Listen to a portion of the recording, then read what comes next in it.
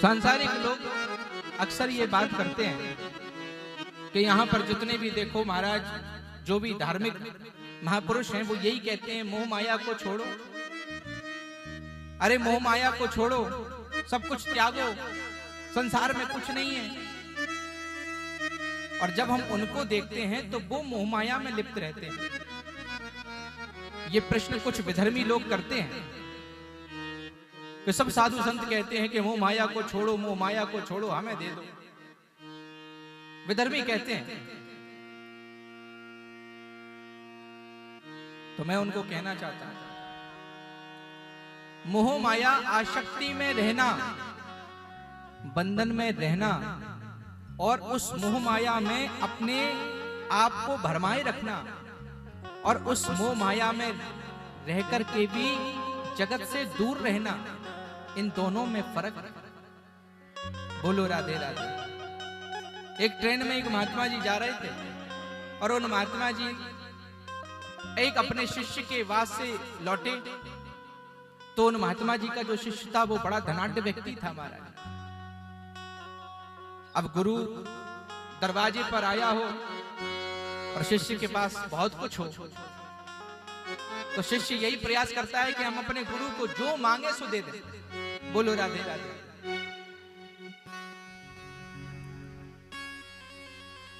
अब वो महात्मा जी ने जैसे ही अपने शिष्य के यहां से विदाई ली तो उस शिष्य ने, उस सेठ जी ने बहुत सारी वस्तु, कपड़े,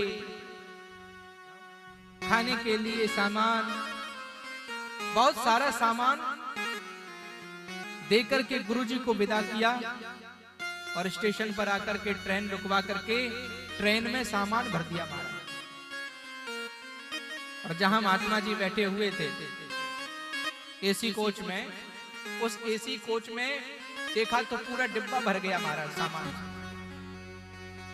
पूरा केबिन भर गया सामान से। जब सामने वाला यात्री आया वो भी सेठ था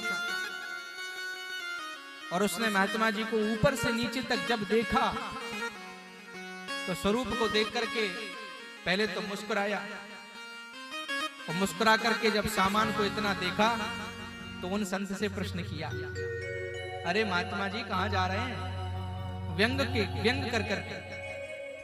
और व्यंग में पूछा, महात्मा जी कहां जा रहे हैं? तो गुरुजी बोले, भैया हम अपने आश्रम जा रहे हैं और अपने शिष्य से मिलकर आए। बोले एक बात बताओ, आप सब लोग कहते हो कि मोह को छोड़ दो, माया को छोड़ दो, और आप अपने साथ में इतना सारा सामान लेकर के कहां जा रहे हैं? और इतना सामान आप साधु संत करेंगे क्या? जब आप लोग कहते हो ये मोह छोड़ो, माया को त्याग दो, और आप ही माया को साथ में लेकर के चल रहे हैं। और जब आप जैसे लोग माया को साथ लेकर के चलेंगे तो फिर हम जैसे लोग तो आप पर उंगली उठाएंगे ही। बोलो राधे राधे, प्रेम से बोलो राधे राधे।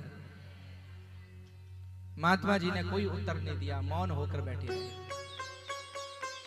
आगे जब स्टेशन पे गाड़ी में खराबी आ गई और वह गाड़ी रुकी प्रयागराज स्टेशन पर।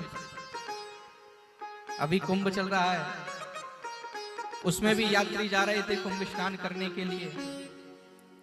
प्रयागराज स्टेशन पर पहुंच करके गाड़ी खराब हो गई और महात्मा जी को पता चला कि गाड़ी अभी 6-7 घंटे कहीं नहीं जाएगी, यहीं रहेगी। जब तक खराबी सही नहीं हो जाती, दूसरा इंजन नहीं लग जाता, तब तक प्रयागराज स्टेशन पर ही रहेगी महाराज। महात्मा जी ने जैसे ही सुना तो सामने सेठ जी से वार्तालाप तो चल ही रही थी। अब सेठ जी से कहने लगे, सेठ जी कितना बढ़िया अवसर मिला है हमको, कुंभ का अमृत स्नान चल रहा है और इस समय गाड़ी खराब हो गई, ये तो सौभाग्य की बात है। तो चलो जब तक तो गाड़ी सुधरेगी, जब तक अपन स्नान, अमृत स्नान करके डुबकी मार करके तुरंत आ जाएंगे।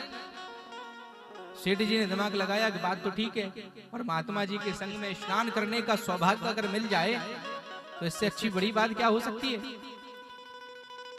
अब सेठ जी ने अपना छोटा सा जो झोला था वो भी महात्मा जी के सामान के साथ रख दिया गाड़ी में। और सेठ जी और महात्मा जी दोनों स्नान करने के लिए चले गए। अब महाराज रास्ते में देर हो गई, घाट पर पहुंचे, पास में स्टेशन था, स्नान कर ही रहे थे, इतने में ट्रेन ने सीटी मार दी, ट्रेन ने हॉर्न मार दिया। महाराज सेठ जी ऊपर नीचे हो गए, घबरा गए, अरे हमारा सामान उसमें रखा है ट्रेन में, अरे महात्मा जी हाथ छोड़ो, मुझे जाना है। महात्मा जी ने हाथ नहीं छोड़ा, महात्मा जी ने और कस के हाथ पकड़ लिया, बोले सेठ जी अभी नहीं, अभी तो 2-4 डुबकी और होंगी और खूब चकाचक होगी महाराज। अरे भला ऐसा सौभाग्य हमको प्राप्त हुआ है, आगे फिर कभी नहीं होगा। बोलो राधे राधे। कस के सेठ जी का हाथ पकड़ा और डुबकी पे डुबकी, डुबकी पे डुबकी, डुबकी पे डुबकी लगाने लगे महाराज। इतने में देखा ट्रेन चली गई। अब महात्मा जी से बड़ा क्रोधित होकर के सेठ जी कहने लगे, अरे महात्मा जी हमारा उसमें इतना कीमती सामान रखा था, अब मैं कैसे ट्रेन को पकड़ूं, कैसे जाऊं, कोई चुरा ना ले, कोई चोरी ना कर ले। और महात्मा जी को देखा तो मस्त मलंग होकर के बढ़िया डुबकी लगाई और हर हर गंगे बोल करके बड़ी प्रसन्नता से बाहर निकले। और सेठ जी से कहा, यही अंतर है कि आपका छोटा सा बैग है, उसमें नामात्र कपड़े हैं, आप उस बैग के लिए, उस कपड़ों के लिए इतने व्याकुल हो रहे हो। और मुझे तो मेरे शिष्य ने न जाने क्या क्या दिया था, लेकिन मुझे कोई चिंता नहीं, मुझे परवाह नहीं। ये महात्मा साधु संत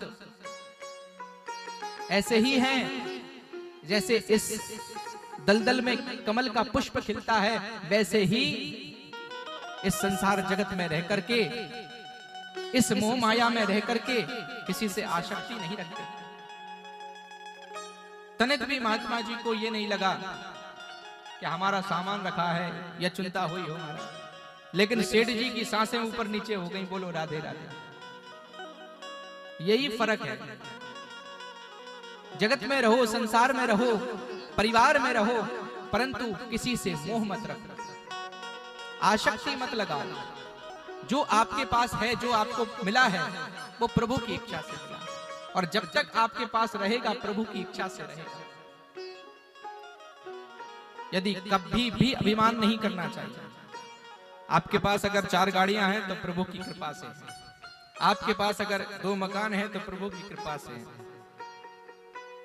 सबसे यही कहना है भैया कि जो कुछ ठाकुर जी ने दिया वो पर्याप्त दिया और भगवान की कृपा है।